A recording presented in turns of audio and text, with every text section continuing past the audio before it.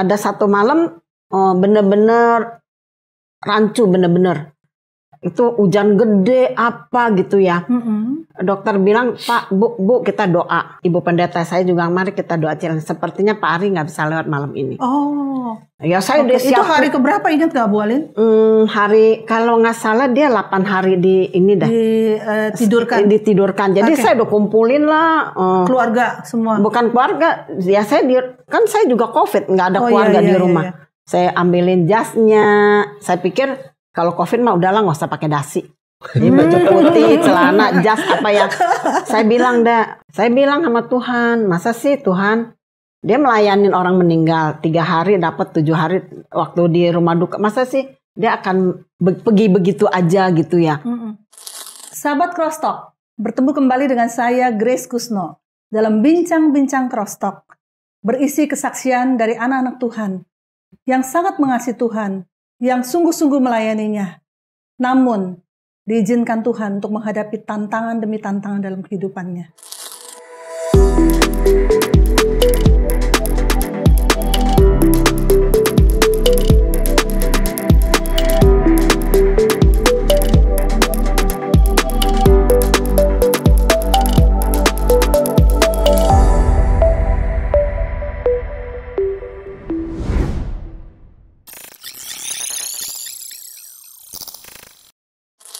Sahabat Cross Talk, hari ini kita ditemani oleh 2 narasumber sepasang suami istri yang hampir 30 tahun mungkin melayani Tuhan dengan sungguh-sungguh, dan saat ini mereka akan sharing, mereka akan berbagi kesaksian bagaimana Tuhan mengizinkan hal-hal yang berat menimpa kehidupan mereka berdua, tapi mereka sampai detik hari ini dengan setia melayani Tuhan. Amin.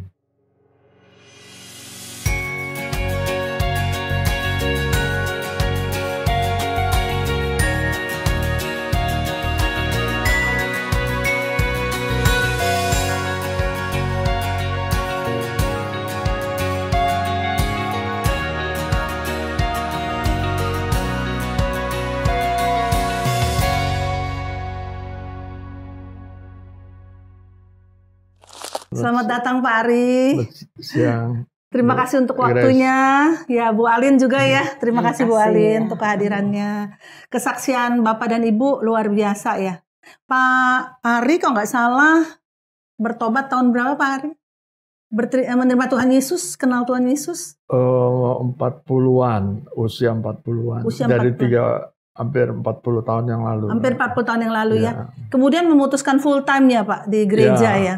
Karena ada firman yang begitu kuat, yaitu 1 Korintus 5 ayat 15 yang berkata bahwa Tuhan mati buat semua orang, supaya semua orang memiliki hidup dan hidupnya bukan untuk dirinya sendiri tapi untuk Dia. Oke, dari sejak itu terpanggil ya Pak Ari ya. Rema sekali firman itu dan saya memutuskan untuk saya full time. Full time ya? Tahun 95. Tahun 95, berarti 28 tahun yang lalu ya. Oke, kalau Ibu Alin menikah kalau nggak salah sama Pak Ari di tahun 2000 ya. 2000 ya. Oke, dan dari situ dengan setia ikutin Pak Ari. Ikutin lah. Jadi penolong. Kemana Pak Ari pergi, kemana Pak Ari melayani. Ya, Bu Alin ikut ya. Dan Pak Ari tidak pernah berhenti melayani sejak saat itu ya. Sampai yang akan kita dengarkan nanti ya, terpaksa ya, harus berlibur sebentar. Amin. Oke, baik. Nah, kisahnya kan cukup apa ya? Kalau saya lihat udah melayani Tuhan, hidup sungguh-sungguh sama Tuhan. Pak Ari itu melayani di bidang apa Pak waktu di gereja full time waktu itu? Ya, pada umumnya pengembalaan lah ya. Pengembalaan. Dari lahir sampai meninggal, khususnya yang melayani yang meninggal. Melayani orang yang meninggal. Yang sakit, kedukaan. Yang sakit, yang kita besuk-besuk. Juga melayani dari sisi diakonia. Jadi berhubungan sama orang-orang lah, sama jiwa-jiwa lah ya. Jiwa-jiwa lah ya Pak Ari ya. Jadi khusus kalau ada yang sakit tinggal telepon Pak Ari. Oke. Jadi itu melayani selama sampai dengan tahun 2000 ya mengalami yang 2021 terakhir mengalami sakit yang panjang. Nah, sahabat Crosstalk, Pak Ari mengalami satu sakit yang kita semua tahu selama masa pandemi, yaitu sakit COVID yang berkepanjangan yang akan diceritakan dengan seru nanti. Tapi sebelumnya ternyata ada cerita yang juga seru dari Ibu Alin. Jadi sebelum menghadapi tantangan dengan COVID, ternyata keluarga ini suami istri ada juga tantangan ya, khususnya menimpa Ibu ya. Mungkin Ibu bisa ceritakan, Bu Alin? Tahun berapa waktu itu ya? Tantangan pertama? 2019. 2019. Ya, aku kata dokter harus ada mium gitu ya. Terus gimana? Terus ya udah keputusannya kami angkat rahim gitu kan 2019. Itu usia berapa, Bu Alin? Usia 60. 60 ya, oke. Saya percaya itu juga ada campur tangan Tuhan untuk saya ya kan. Terus tahun 2020 tiba-tiba lagi jalan ke Ancol, mata saya nggak kelihatan sebelah kanan. Kata dokter, kenapa gitu? Nggak kenapa-napa dok. Saya bilang, cari-cari dokter, yang saya tahu cuma satu rumah sakit itu saya cari. Nggak taunya benar ketemu dokter, dan dokter kenalin lagi yang dokter spesialis retina. Ternyata retina saya robek sepertiga. Itu tanpa tahu sebabnya ya Bu ya? Tanpa tahu sebabnya. Kena sinar yang terlalu tajam atau kena pasir atau kena apa gitu? Kalau menurut saya juga kena sinar terlalu tajam, karena hari itu tuh bener-bener panas banget di Ancol, panas banget gitu. Jadi kena situ. Nah, singkat cerita, saya dioperasi juga, di retina harus dioperasi. Habis dioperasi itu katarak juga harus dioperasi. Singkat cerita, ada ketemu sahabat orang Kristen juga berdoa untuk saya. Jadi iman saya tuh lebih lagi tuh, saya percaya ini penyertaan Tuhan, dan Tuhan udah kasih saya jawaban gitu ya, dengan damai sejahtera saya melakukan operasi dan tidak takut gitu, ada perlindungan Tuhan. Terus saya sembuh tahun 2020, itu sekitar bulan Agustus. Tahun 2021 yang lebih lagi, Pak Ari suami saya kena COVID, itu di awal 1 Februari 2021 2021 pas mau Cynthia tanggal 12, tapi tanggal 1 Februari kami sudah masuk ke rumah sakit. Tapi balik dulu Bu Alin. Jadi waktu tahun 2019 harus angkat rahim, 2020 operasi mata. Ya, apa nggak mikir Tuhan kenapa ya? Ini kan saya layanin Tuhan terus nih. Dari menikah sama Pak Ari kita rajin dan setia. Ini ada 2 tantangan nih. Tapi gimana Bu? Saya kan suka dengar firman Tuhan gitu ya. Baik, maksudnya seujung rambut pun jatuh itu Tuhan ikut. Tuhan tahu. Tuhan tahu. Artinya semua yang kejadian saya, Tuhan ada bersama saya. Ya kan, ada kedaulatan Tuhan ada bersama. Saya nggak pernah kok udah melayanin gitu, nggak pernah, karena saya pikir semuanya seunjung rambut pun kalau kita jatuh Tuhan ikut. Jadi ya kan? Tuhan aja menghitung jumlah rambut kita loh Bu. Waduh, di kepala kita tuh terhitung gitu, ada Tuhan. Terus waktu kena COVID juga kita berdua, kita tidak mau menyalahkan. Orang tanya, kok kenanya di mana? Padahal ibu kan berdua tuh di rumah udah apa semuanya udah melakukan. Yang terbaik dah, maksudnya cuci tangan lah, keramas lah apa. Tapi mau kena, kita berdua tuh komitmen. Kita tidak mau menyalahkan siapa, kena di mana dan kenapa gitu. Kita enggak itu. Kita tahu juga kalau ini kena COVID berarti ada rencana, ada seizin Tuhan gitu. Bukannya bilang Tuhan itu jahat, enggak ya, enggak pernah ada terlintas ya. Tapi Tuhan selalu baik dalam kehidupan kami berdua. Amin. Ya, nah gitu. Pak Ari, jadi sebetulnya 2021 itu kena COVID. Kenapa? Tadi kan ada orang nanya kenapa?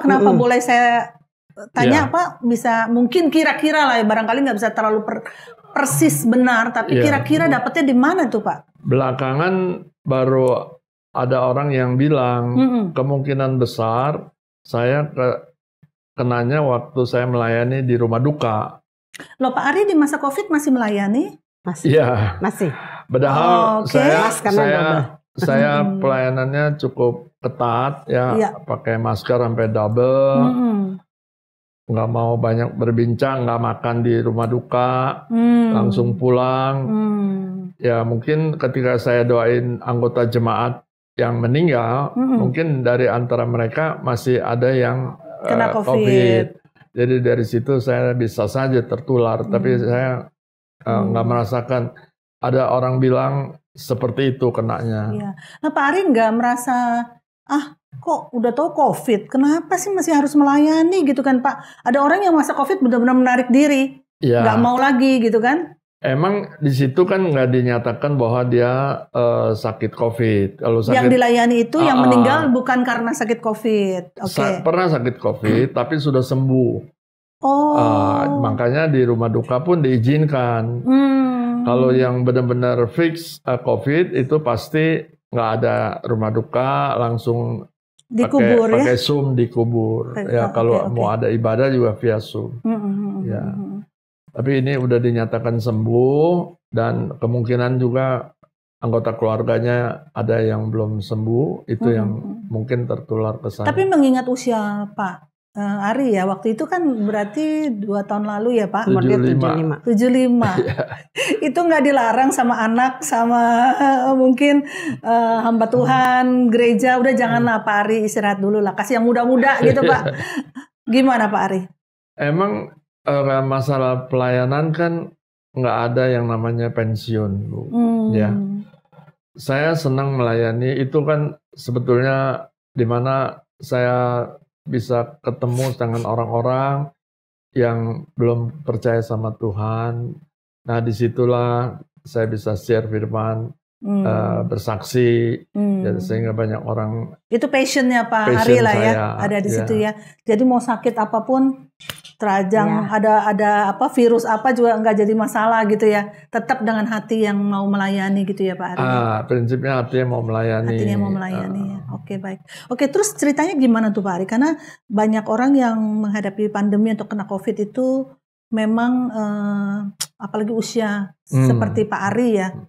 Itu mudah sekali terkena dan ada penyakit komorbid lah yang dikhawatirkan gitu kan, seperti itu.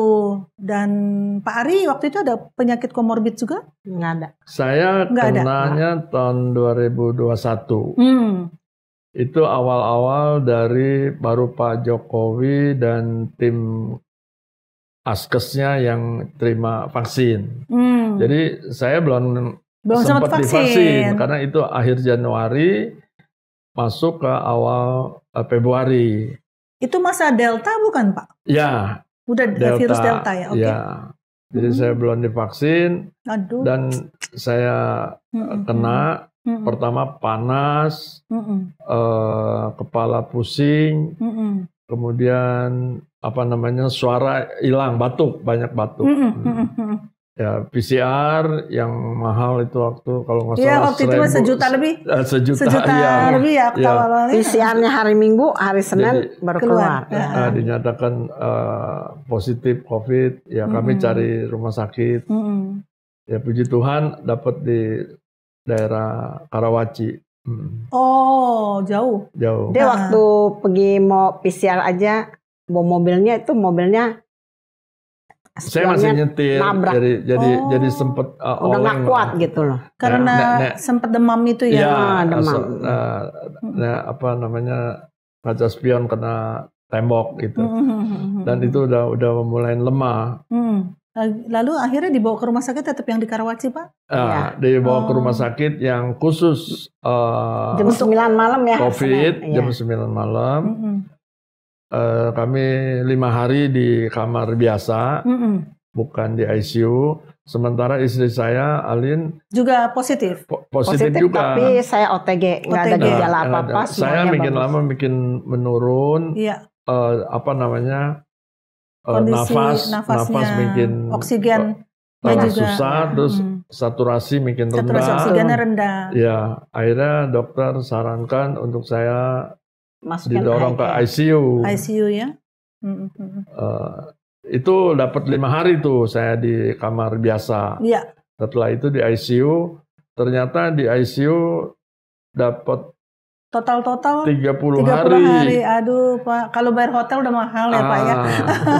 Puji Tuhan dengan adanya dana dari Kemenkes ya. Ya, semua ditanggung. Gratis. Wadaw, Ya. luar biasa ya. Ya, Pak Ari didorong ke ICU. Tanggal 7-nya kata dokter, kamu OTG, kamu pulang. Saya pulang. Karena tempatnya diperlukan ya, Bu. Diperlukan. Terus kata dokter, kalau mau hubungin Pak Ari lewat handphone mana? Saya kasihlah nomor telepon saya. Nah, oke. Iya. Jadi di situ Ibu Alin komunikasinya cuma sama aparat kesehatan ya? Iya. Nggak bisa langsung ke Pak Ari ya? Dia handphonenya nggak ada, dia udah nggak bisa dong. Dia kan pakai pernapasan.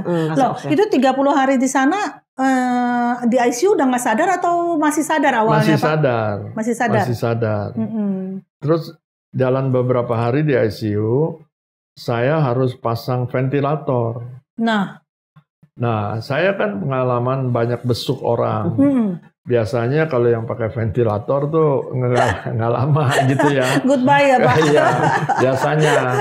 Jadi saya bilang saya mau meninggal secara natural aja, nggak mau pakai ventilator. Oh Bapak harus, kata dokter nih, Bapak harus tanda tangan. Saya bilang boleh. Tapi tangan saya lemes, saya nggak bisa ngomong, komunikasi sama dokter juga pakai tulisan atau pakai WA. Akhirnya dokter saya tanda tangan. Saya nolak untuk di pasang ventilator. Jadi Pak Ari tuh udah mikir mungkin saya akan pulang, tapi saya pulangnya nggak mau pakai ventilator, maunya natural. Berarti udah berpikir bahwa kemungkinan saya akan pulang ke rumah Bapak gitu atau gimana Pak? Pikirannya waktu di rumah sakit di ICU pada saat itu, karena semuanya lemas, otot-otot semua nggak ada tenaga sama sekali. Nggak ada tenaga sama sekali, nggak bisa ngomong, nggak bisa nelen, batuk terus. Cuman pikirannya dua, pulang ke rumah Bapak di sorga, apa pulang ke rumah yang saya tinggal sekarang. Pulang ke istri Pak. Iya. Gimana waktu Bu? Dia nggak mau di ventilator, dia telepon saya pakai nomor telepon suster apa dokter. Dia bilang, Lin, saya nggak mau di ventilator. Nanti kita ketemu ya di sorga, kata dia gitu. Udah saya diem aja. Oh iya gitu, udah iya. Akhirnya dia berapa jam kemudian dia balik lagi. Dia bilang dia mau ventilator. Ada suara di sebelah kanan saya, suara perempuan. Iya. Tapi nggak, setelah saya renungin sekarang nggak tahu suara dari mana itu. Antara sadar nggak sadar Pak? Iya. Oke. Dia bilang gini, kamu pakai ventilator aja. Kan kalau kamu mati itu kan pakai mesin, jadi nggak sakit. Jadi mesin yang ngadepin gitu. Saya pikir benar juga ya gitu. Saya bilang sama suster panggil lagi dokter yang tadi, tanda tangan saya tidak berlaku, saya siap untuk dipasangin ventilator.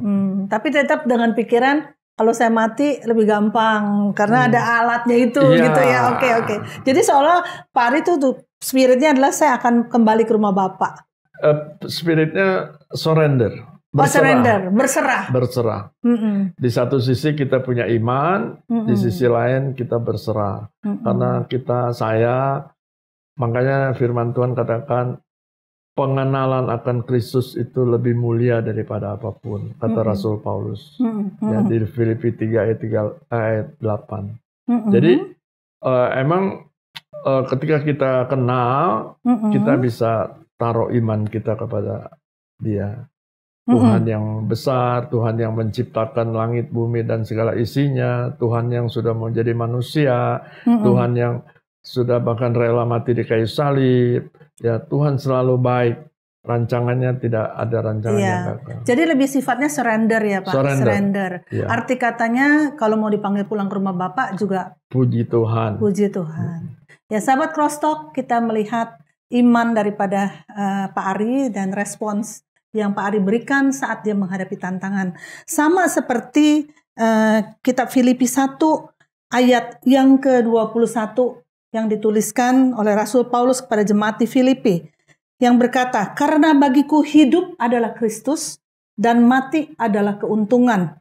Tetapi jika aku harus hidup di dunia ini, itu berarti bagiku bekerja memberi buah. Para sahabat Crosstalk, Pak Ari sudah menunjukkan, kalau sampai Tuhan panggil pulang, ya siap gitu ya Pak. Siap. Surrender. Karena hidup adalah Kristus, mati bukanlah kerugian ataupun bencana atau apapun. Mati adalah keuntungan. Amin. Nah, respons yang benar dari Pak Ari ini belakangan akan kita lihat sebenarnya rencana Tuhan apa buat Pak Ari ya. Oke, nah gimana? Jadi waktu Pak Ari seperti itu, Bu Alin bagaimana nih? Sekarang Pak Ari dipasangin ventilator ya? Pasang ventilator, pasangin trasektomi, makan pakai sonde. Trasektomi itu ini Ya, dibolongin. dibolongin ya.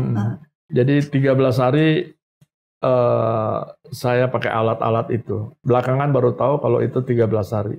Oh, dan waktu itu karena nggak sadar ya? Nggak sadar. Dibuat nggak sadar saya Dibuat dengar ya tidak Pak? sadar. Oke, dibikin tidur ya? Ya, waktu dipasang juga kami udah dibuat tidak sadar. Jadi kalau sistem begitu tuh Pak, dibuat nggak sadar, nanti disadarinnya disuntik sesuatu jadi sadar atau bagaimana Pak? Bukan. Tidak begitu sistemnya? Nggak tahu tekniknya bagaimana. Jadi dia gini, dia kan akhirnya dia mau di ventilator. Dia telepon lagi, Lin, tetap kalimatnya nanti kita ketemu di sorga, saya di ventilator. Udah. Setelah dia di ventilator itu tanggal, kalau nggak salah kan dia masuknya tanggal 5. Berapa hari kemudian tanggal 10 dia di ventilator. Tapi dokter WA saya, Bu, akan saya tidurkan supaya dia tidak lawan mesin. Jadi setiap hari tuh dokternya WA saya, tensinya rendah, apa semua alatnya. Kami akan coba lepasin alat satu-satu untuk kesadaran dia, bukannya dia disuntik apa. Jadi dari daya tahan tubuh dia. Jadi hari ini setelah udah 5 hari berapa, saya akan coba ya Bu, copotin alat ini, Bapak bisa nggak? Saya akan copot ini, radain Bapak bisa nggak? Tapi saya nggak tahu 13 hari atau berapa hari.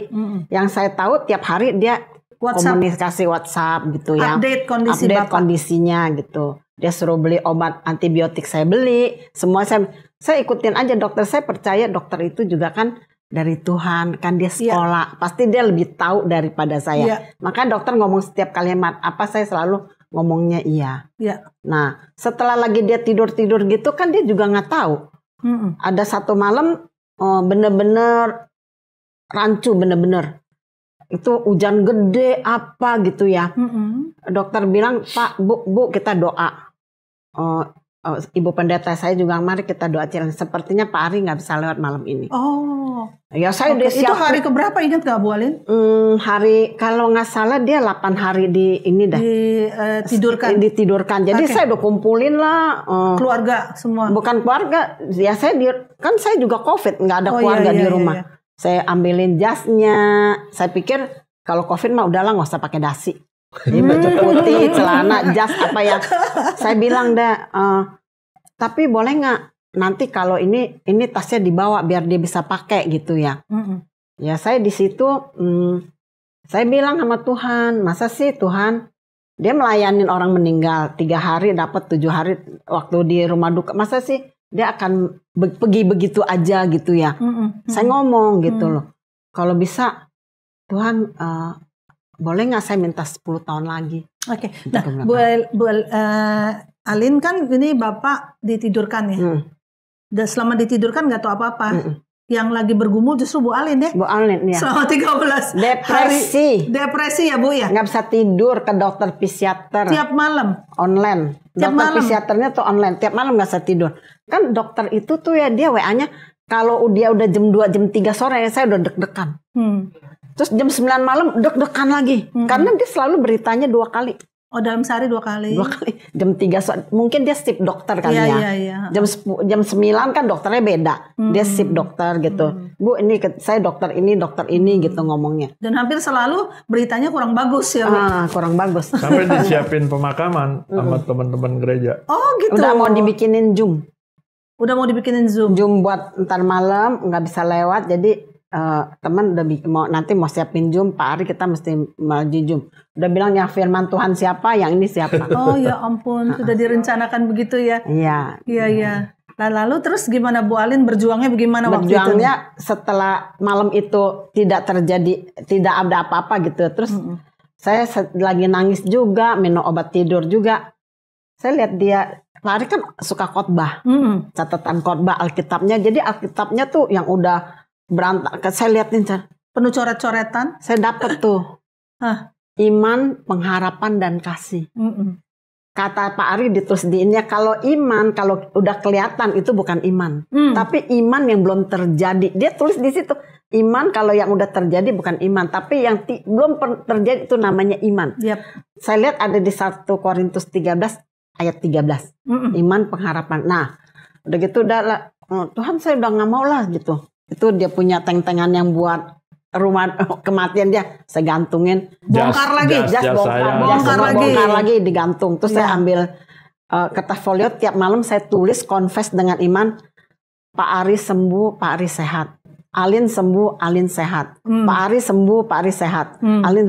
Terus saya tulis tiap sampai banyak di kertas folio, Bu. Jadi kayak waktu anak sekolah dulu ya, bisa berbaris-baris ya. Sambil tengkur di ranjang. Saya tulis sendiri, saya tulis. Terus terakhir saya tulis gini, saya bersyukur kalau Pak Aris sudah sehat. Itu kan yang tidak kelihatan. Saya bersyukur Pak Aris. Jadi saya penekanan. Saya bersyukur tuh hurufnya huruf besar. Saya bersyukur. Memperkatakan iman. Di situ lah. Sambil nulis sambil diperkatakan ya, Bu? Iya, sambil saya bersyukur Tuhan Yesus. Nah, malam-malam itu juga ada teman saya. Setiap malam WA call kita berdoa untuk Pak Ari. Oke. Baru kita berdoa. Ada satu orang WA call sama saya. Kita berdoa apa? Ucapan syukur. Tuhan Yesus terima kasih kalau Pak Ari sudah sembuh, dia sudah sadar, padahal mah belum, dia sudah sadar, terima kasih Tuhan gitu. Confess iman, iya. Oh itu berarti peranan dari komunitas tempat Ibu Alin dan Pak Ari itu penting banget ya. Kan kita bersama-sama di gereja Abalaf ya, setahu saya ya Bapak Ibu ya. Jadi itu tiap malam tuh ada yang telepon. Ada yang telepon. Ada satu orang dia juga bekas sakit COVID. Jadi dia berdua mau jam 9 mau jam 10 selalu telepon berdoa dulu baru kita tidur. Tiap malam itu. So, kalau siang-siangnya ada teman-teman saya yang di komunitas juga itu 4 orang 5 orang. Tapi teleponnya bukan pakai telepon WA call. Jadi ada kelihatan wajahnya, mereka support saya. Si Alin kuat ya, Pak Ari pasti sembuh. Apa mereka tiap hari ada gantian. Dia orang udah bikin grup, entar gantian, entar telepon ini gitu. Kalau siangnya, kalau malamnya satu orang itu. Berarti peranan sahabat itu penting sekali ya, sahabat. Itu aja saking beratnya, walau udah ditelepon banyak orang diajak berdoa, tetap Bu Alin tuh sebenarnya berat ya. Berat. Sampai stres gitu, tetap nggak bisa tidur. Sampai akhirnya Bu Alin dapatkan ayat tersebut. Betul ya, kesimpulan saya kalau salah boleh koreksi. Jadi Bu Alin dapat ayat itu, tinggallah ketiga hal ini yaitu iman, pengharapan dan kasih, gitu ya. Kemudian dari situ Bu Alin sudah lebih ini, terus saya udah nggak minum obat penenang. Saya minum obatnya cuman sampai berapa kali doang, terus saya nggak minum. Terus obat tidurnya kan aturan 10 mili. Saya bagi 2 jadi 5. Saya bagi 2 jadi saya pengen coba. Nggak mau tergantungan dengan obat gitu. Berarti Bu Alin, bolehkah saya simpulkan bahwa saat Bu Alin membuka ayat tersebut yang ditulis oleh Pak Ari dalam persiapan khotbahnya, di situ Tuhan yang bicara langsung. Amin. Jadi bukan sekedar dukungan doa atau dukungan perkataan teman, tapi saat itulah Tuhan sehingga terjadi sebuah perubahan gitu ya. Tampaknya begitu ya, karena tahu-tahu iman muncul, obatnya berkurang gitu ya. Separuh semuanya minum. Tapi obat yang ini penenang sama sekali saya nggak minum. Jadi saya siangnya saya udah nggak minum obat penenang. Saya cuma minum berapa hari doang gitu. Jadi saya nggak minum. Kata dokternya itu kalau kamu lagi ini boleh minum berapa kali. Tapi saya nggak usah lah gitu. Saya kayaknya mau pakai Tuhan Yesus aja. Dalam hati saya gitu ya. Saya mau pakai Tuhan Yesus aja. Itu karena Bu Alin tuh udah bergumul sama Tuhan kan. Tuhan tambahinlah 10 tahun gitu ya. Iya. Jadi ingat cerita raja di Alkitab ya Pak. Yang kata Pak Ari, kenapa tambahnya dikit? Nggak boleh minta banyak-banyak, saya bilang. Ya minimal lah Bu, minimal lah. Tapi kedaulatan Tuhan yang menentukan hidup kita ya. Jadi sejak itu Bu Alin tenang tulis, tapi tiap hari nulis nih.